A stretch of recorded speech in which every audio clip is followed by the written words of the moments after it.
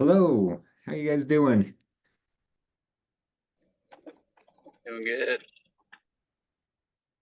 Good to hear. Melissa, Kylie, welcome, welcome. Good to see you.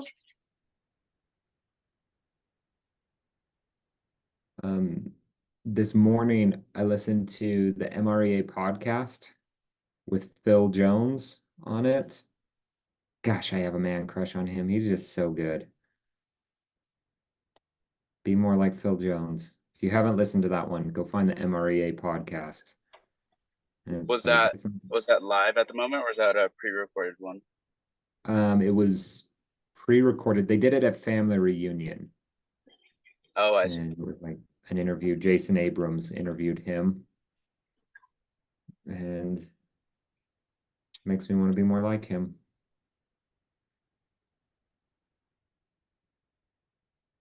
So,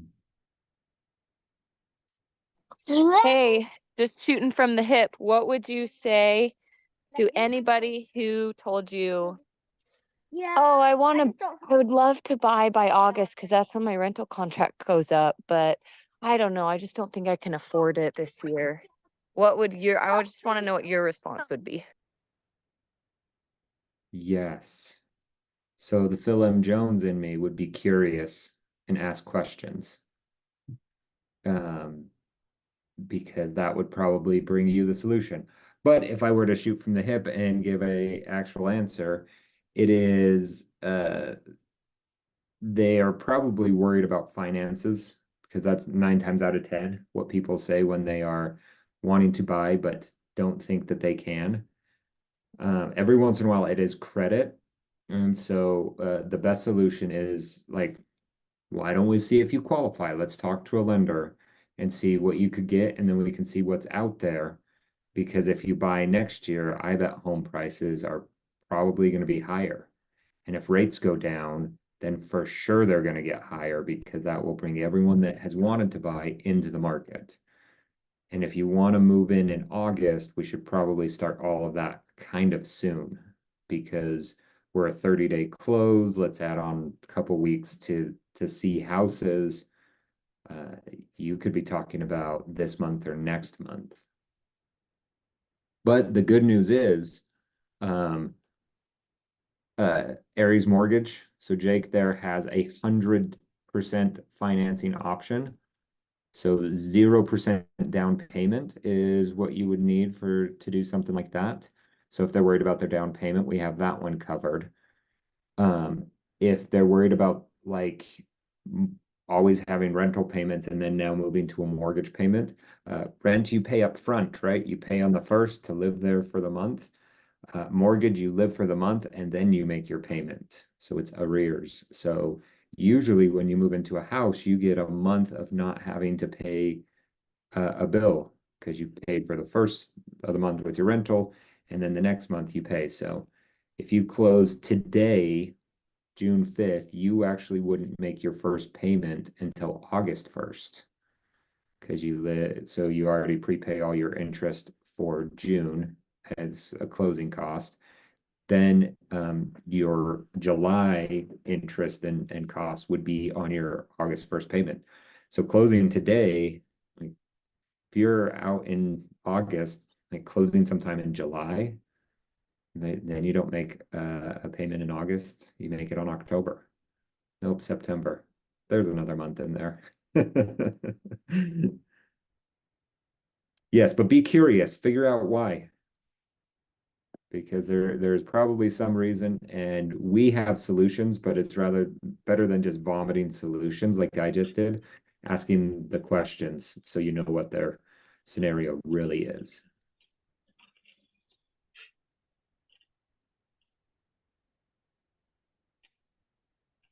How do we feel about if somebody's has a listing up, but they're only offering like 1%? Um, how would you go about either potentially asking for more, or even if that's a thing to consider? Yes, you should definitely ask for more. I don't know if this is the right way, but it's a way that works, is you can just put it right in an addendum. So something like seller to pay 3% towards buyer's agent commission or buyer broker's commission, I guess we call it now. Yeah, because there is a property that one of, I guess, my potential client is looking at, that he's, been eyeballing for a while. They're not like for sure on it. They're getting pre-approved and everything, but yeah, the property they're asking 1%, but it's been on the market for, I want to say, almost 120 days. So there used to be this strategy that for some reason we have forgotten about, that when homes are on the market for a while, sellers sometimes are willing to accept a lowball offer because it's the first thing they've gotten. Also, they may have gotten a bunch of lowball offers and said no to all of them. So my favorite way to think is not what is this home priced, it's what would you pay for this home, right? When you're showing a house, it's what would you pay for this home? And the first few are always kind of hard. They're like, I don't know, I don't know. But then very quickly they're like, well, we really like that home that was priced at 500 and this one's way better, so I'd pay 550. So then you can say, well, this one's priced at 500. That seems like a great deal because you would pay 50 grand more than that. Or it could go the other way around, like, oh, you'd only pay 450 for this. Do you want to make an offer at 450, even though it's listed at 500? Like, could you see yourself living here if you were to get it for 450? Often what will happen with listings is people will lower the price. And this is a tangent. Sorry, Corbin. People will lower the price like 10, 15 grand or something. And then that's when the listing gets busy and gets multiple offers. Well, if you would have walked through and then like, I think I'd pay 15 grand less for this house. I like it, but for 15 grand cheaper, then they might have accepted your offer and you don't have to fight anyone. But if they lower it 15 grand and then everyone's seen it at that price. So there's a price that every buyer would pay for every single house. You just have to say, is it worth it? Could you see yourself living here? What would be the price that you would pay? Do you want to make an offer at that and see what they say? So Corbin, with your question, a little more detail with that. So it all kind of starts with your buyer appointment saying, hey, this is the document or the question. You're probably wondering how I get paid. And that's where you go over the buyer broker agreement and say, 9 times out of 10, I'm getting paid from the seller and the listing agent directly. They are going to offer me a compensation that comes to my brokerage, and that's how I get paid with that. Every once in a while, there's a house that's not paying me enough to make it worth my time. Now, I'm your fiduciary, so I want the best house for you, but I also need to get paid for the work that I'm doing. So if there's ever a house that's not offering enough commission, there's a few things that we're going to do first, namely, like we will negotiate into that offer, right? If it's 500 and they're not offering any closing costs, we could raise or any commissions, we could raise that price up to include all of my commissions so you don't have to pay anything. And we can do a handful of things like that. And then the last case scenario is that you would just have to come up with the difference as part of like your closing costs to buy the home. So this would be like one of them that you would send to them and be like, hey, this is one of those it's a 1%. So we would just have to negotiate in to get me paid so you don't have to come up with any money. And so what we'll do is we'll start wherever we want to make our offer.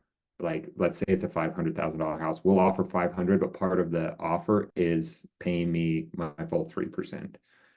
And then they might say no to that. So then maybe we need to go like 510 at 3%. And it's just all a negotiation to bring them up. But I think you should get more than 1%. Sweet. Sounds good. And I think all the information there was really helpful. Cool. Yeah, I had to jump on my soapbox for a minute talking about making offers based off of what you would pay rather than what it's listed for. the craziest thing. I'll get feedback on this thing like, I think you're 5 grand overpriced. Well, okay, make me an offer 5 grand lower. Like that's such a small amount, my sellers would probably accept it. Otherwise, you're just making up numbers to tell me. So bring me an offer. But especially if they've been on the market for a while, they might be desperate. They might be like, oh shoot, let's do this. You don't know their situation. They may have to move. They may not be able to make their Yeah, next payment if they don't go under contract, kind of a thing. So they always have just dropped the price. They have dropped the price, I think, to 50,000. So yeah, and I'd be interested if part of that price reduction was also reducing the commission. You know, like they have to net a certain yeah, amount, and so they lowered the price by yeah, 10 grand and then lowered the commission by a percent, so that's save them 10 grand kind of a that makes thing. sense. Yeah, sounds good. All right. Yeah, that might be a thing. So along those same lines, that things are going to change August 17th when it comes to that, right? I mean, they're not going to be able to even Yes. post how much the commission. So like kind of learning how to do it now, but then we kind of have to reinvent how we're going to do it in 2 months. Yep, and I don't know what that's going to look like, but I imagine someone is going to make an easy way for us to do it. Because right now, what they're saying is that you can't advertise the commission on the MLS. You can advertise it anywhere else that you want, but you cannot do it the MLS. And some people are like, oh, maybe aligned showings could fill that gap. But the MLS owns aligned showings, so they're like, oh no, that's kind of the same thing. But it might be that like you have to go to a certain agent's website, or maybe they have a spreadsheet. So it's going to be like, oh, you like these homes? Let me text the agent and say, hey, I want to show your house. What commission are you paying? And then you'll just know, and you can say back to your clients, hey, this is one of those that we're going to have to negotiate in my commission. Do you still want to go see it? And so it will be interesting, but there's got to be an easy way, because if everyone that showed my home had to text me to know what they're going to get paid, it would drive me nuts. Even right now, like I have a listing with an assumable loan. I had 5 agents text me yesterday about the assumable loan. I have all of the same details in the agent remarks. I'm almost copy and pasting my agent remarks. I'm like, I don't know why agents aren't looking at this. Like I have all of the information and they're still texting me. And so if I got 5 to 10 texts a day saying, "What's your commission?" Like, I'm gonna die. So there's gonna be some solution. I just don't know what it is and who's making that. Maybe you and me, Cade. Yeah, let's do it. Well, hey, there's a problem. Let's fix it. Yeah, just a huge database of listings and what they're willing to pay for commission. We could make bank. Yeah, I don't know how, but I could see it as something along the lines of if you had a website and your listings were on there, you could just have it on your own site. But I was trying to think like, oh, I wonder how you could integrate, like if potential clients were to click on your page as well to get to, I guess, that same area.